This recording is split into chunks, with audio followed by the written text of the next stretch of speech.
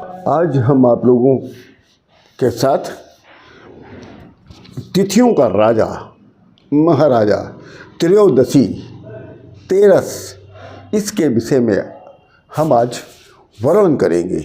इसका क्या रहस्य है, इसका क्या महत्व है, इस सब विषयों पर आज हम आप लोगों के साथ संक्षिप्त वर्णन साझा करेंगे। त्रयोदशी तिथि अर्थात तिथियों में जो तेरहवीं तिथि होती है, जिसको तेरस कहते हैं, उसको त्रयोदशी तिथि भी कहते हैं।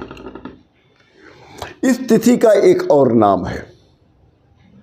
उस तिथि को त्रयोदशी को, तेरस को जयकारा के नाम से भी जाना जाता है।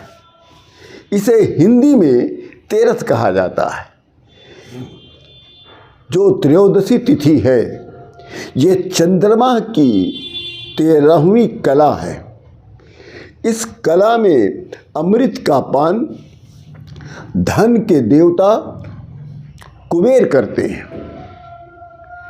त्रयोदशी तिथि का निर्माण शुक्ल पक्ष में तब होता है जब सूर्य और चंद्रमा का अंतर 145 डिग्री से 156 डिग्री तक अंश का होता है। वही कृष्ण पक्ष में त्रयोदशी का निर्माण सूर्य और चंद्रमा के अंतर 313 से 336 डिग्री अंश तक का होता है।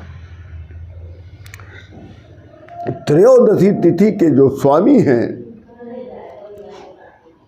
उसको कामदेव को माना गया है।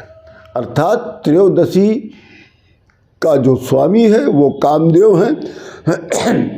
जीवन में प्रेम दाम्पत्य सुख के लिए इस तिथि में जन्मे जातकों को कामदेव की पूजा आराधना अवश्य करनी चाहिए।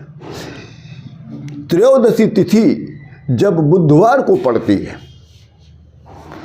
त्रयोदशी तिथि जब बुधवार को पड़ती है तो ये मृत्युदा योग बनाती है।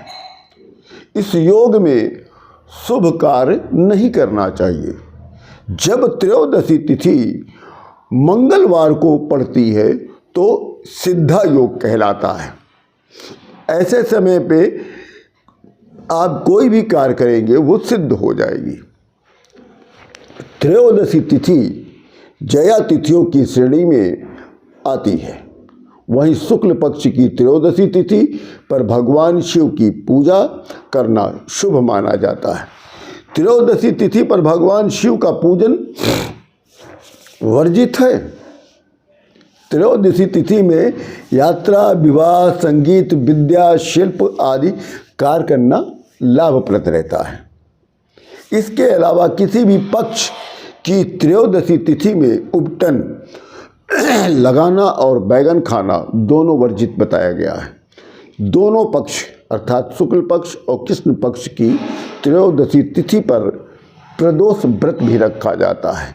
अर्थात 13वीं तिथि त्रयोदशी भी कहलाती है, जयकारा भी कहलाती है और इसको प्रदोष के भी नाम से जाना जाता है। कुल मिलाकर वर्ष में 24 प्रदोष पड़ते हैं। इस दिन भगवान शिव की साधना और आराधना शुभ माना जाता है। इस तिथि पर व्रत करने से पुत्र रत्न की प्राप्ति होती है और इस दिन व्रत करने से ऋण से मुक्ति और सुख सौभाग्य और आरोग्य आदि की प्राप्ति होती है। इसी के साथ आप सभी लोगों को राम राम।